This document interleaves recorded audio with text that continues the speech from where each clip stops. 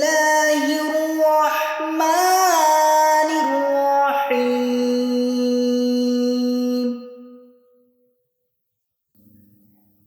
হে বনী ইসরাঈল, আমার দেয়া নিয়ামতের কথা স্মরণ করো এবং আমাকে দেয়া ওয়াদা পূরণ করো, তাহলে আমিও আমার প্রতিশ্রুতি পূরণ করব। আর তোমরা আমার অবাধ্যতার ব্যাপারে সতর্ক থেকো। তোমাদের কাছে যে কিতাব রয়েছে তার সত্যায়ন হিসাবে আমি এখন যে কিতাব নাজিল করেছি তা বিশ্বাস করো। তোমরা এই কিতাবের প্রথম প্রত্যাখ্যানকারী হইও না, আর পার্থিব ক্ষুদ্র লাভের জন্য আমার আয়াত বিক্রি করো না। তোমরা আল্লাহ সচেতন হও। তোমরা সত্যকে মিথ্যার সাথে মিশিও না, জেনে শুনে সত্য গোপন করো না।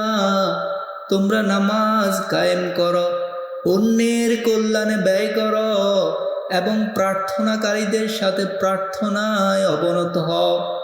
তোমরা অন্যকে সৎ কাজ করতে বলো আর নিজেরা তা পালন করতে ভুলে যাও, অথচ তোমরা আল্লাহর কিতাব পাঠ করো। তোমরা কি তোমাদের সহজাত বিচার বুদ্ধিও প্রয়োগ করবে না? তোমরা সবর ও নামাজের মাধ্যমে সাহায্য প্রার্থনা করো।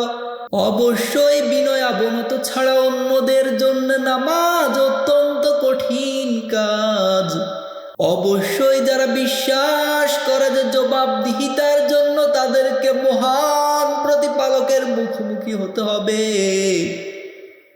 এবং তার কাছেই তারা ফিরে যাবে, তারাই বিনয় অবনত হতে পারে। হে বনী ইসরাঈল, আমার সেই নিয়ামতের কথা স্মরণ করো যা দিয়ে আমি তোমাদের অনুগৃহীত করেছিলাম এবং দুনিয়ায় অন্যদের চেয়ে তোমাদেরকে বেশি আনুকূল্য প্রদর্শন করেছিলাম। আর তোমরা সেই দিন সম্পর্কে সচেতন হও যেই দিন কোনো মানুষ কারো কোনো কাজে আসবে না, কারো সুপারিশ গ্রহণ করা হবে না, কোনো মুক্তিপণ নেওয়া হবে না এবং কেউ অন্যের কোনো রকম সাহায্য পাবে না। আর স্মরণ করো যখন আমি ফিরআউনের দাসত্ব থেকে তোমাদের রেহাই দিয়েছিলাম, যারা তোমাদের ছেলেদের খুন করত আর মেয়েদের বাঁচিয়ে রাখত। এ ছিল তোমাদের প্রতিপালকের তরফ থেকে এক কঠিন পরীক্ষা। স্মরণ করো যখন তোমাদের জন্য সাগরকে দ্বিধা বিভক্ত করেছিলাম, তোমাদেরকে নিরাপদে পার করেছিলাম আর তোমাদের চোখের সামনে ফিরআউনকে দলবল সহ সাগরে ডুবিয়েছিলাম। এরপর আমি মুসার জন্য তুর পাহাড়ে অবস্থানকাল 40 রাত নির্ধারণ করেছিলাম। কিন্তু মুসা তুর পাহাড়ে যাওয়ার পর তোমরা একটা বাছুরকে উপাস্য হিসেবে গ্রহণ করে মারাত্মক সীমা লঙ্ঘন করেছিলে। তারপরেও আমি তোমাদের ক্ষমা করেছি যাতে তোমরা শুকরগুজার হও।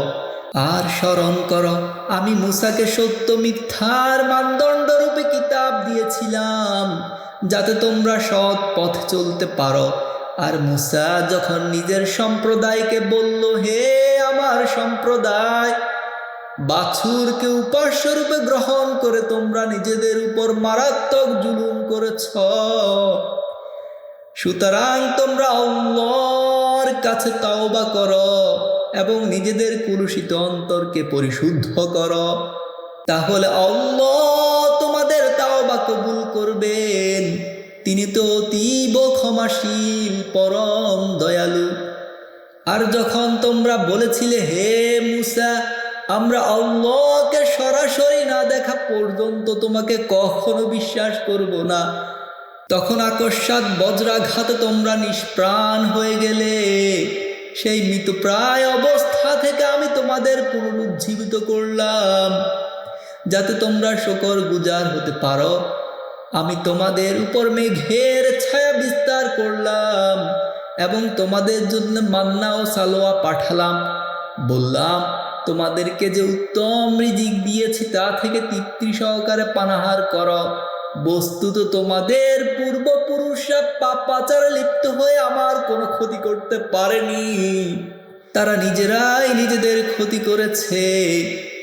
স্মরণ করো যখন আমি বললাম তোমরা এই জনপদে প্রবেশ করো এবং ইচ্ছে মতো পানাহার করো, কিন্তু জনপদে প্রবেশ করবে ক্ষমা চাই বলতে বলতে নতশিরে দরজা দিয়ে আমি তোমাদের ক্ষমা করব এবং সৎকর্মশীলদের জন্য আমার দান বাড়িয়ে দেব।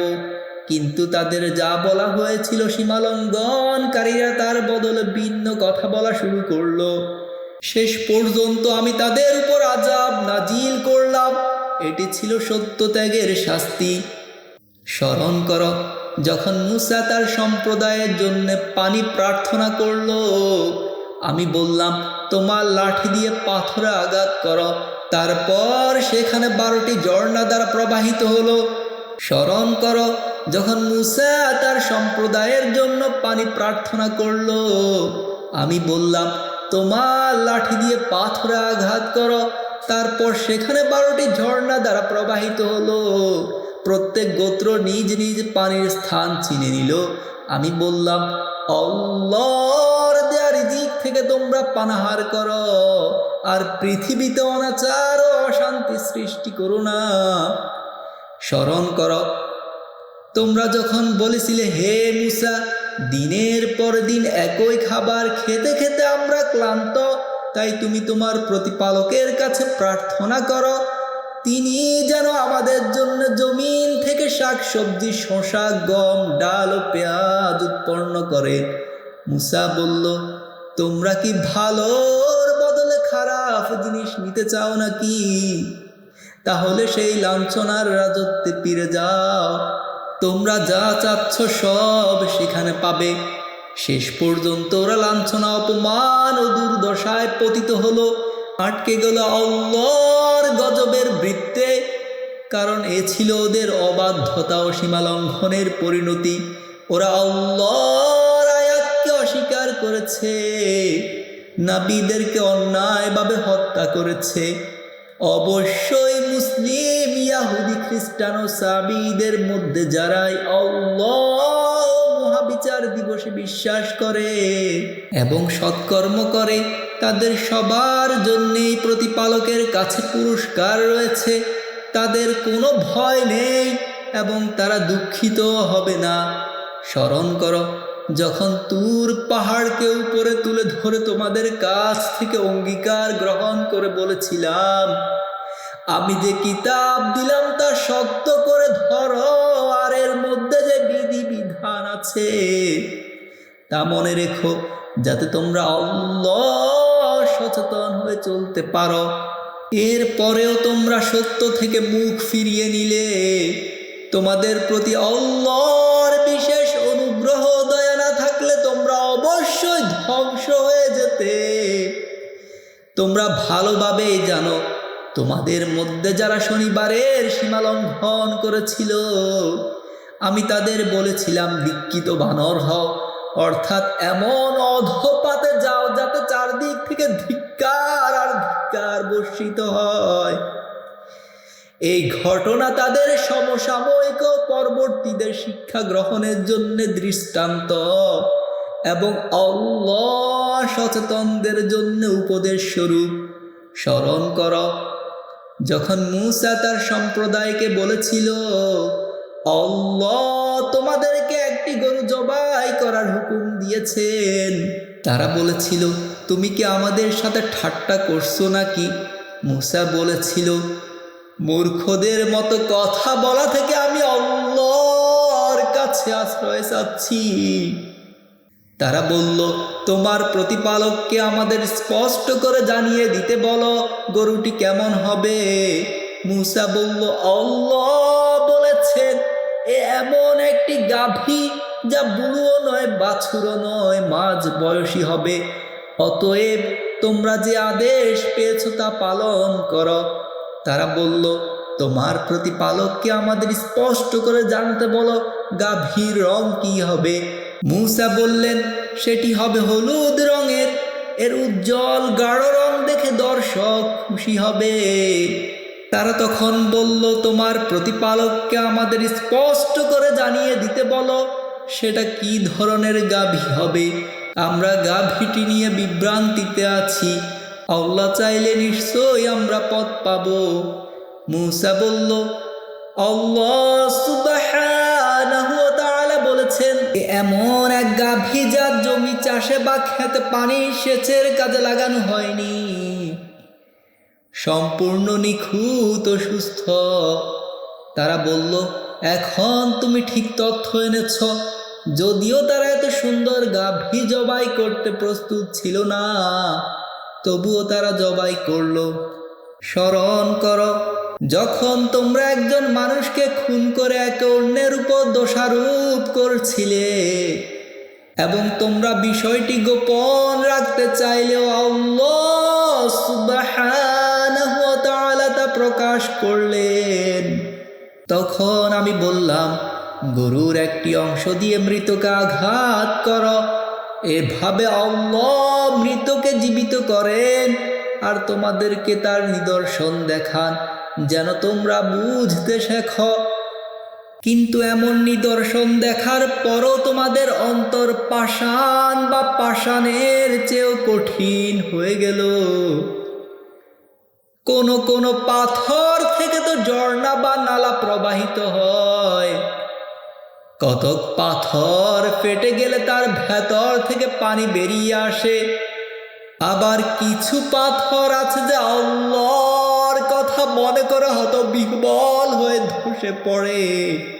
তোমরা যাই করো, আল্লাহ সে বিষয়ে পুরোপুরি ওয়াকিবহাল। হে বিশ্বাসীগণ, তোমরা দেখতে পাচ্ছ আল্লাহর বাণী শুনে এবং ভালো করে বোঝার পরেও একে বিকৃত করা ওদের একটি দলের অভ্যাসে পরিণত হয়েছে। এরপরও কি তোমরা আশা করো ওরা তোমাদের আহ্বানে সাড়া দিয়ে বিশ্বাস স্থাপন করবে? কিন্তু এমন নিদর্শন দেখার পরও তোমাদের অন্তর পাষাণ বা পাষাণের চেয়েও কঠিন হয়ে গেল। কোন পাথর থেকে তো ঝর্ণা বা নালা প্রবাহিত হয়। কতক পাথর ফেটে গেলে তার ভেতর থেকে পানি বেরিয়ে আসে। আবার কিছু পাথর আছে যা আল্লাহর কথা মনে করে হতবিহ্বল হয়ে ধসে পড়ে। তোমরা যাই করো, আল্লাহ সুবহানাহু ওয়া তাআলা সে বিষয়ে পুরোপুরি ওয়াকিবহাল। হে বিশ্বাসীগণ, তোমরা দেখতে পাচ্ছ আল্লাহর বাণী শুনে এবং ভালো করে বোঝার পরও একে বিকৃত করা ওদের একটি দলের অভ্যাসে পরিণত হয়েছে। এরপরও কি তোমরা আশা করো ওরা তোমাদের আহ্বানে সাড়া দিয়ে বিশ্বাস স্থাপন করবে?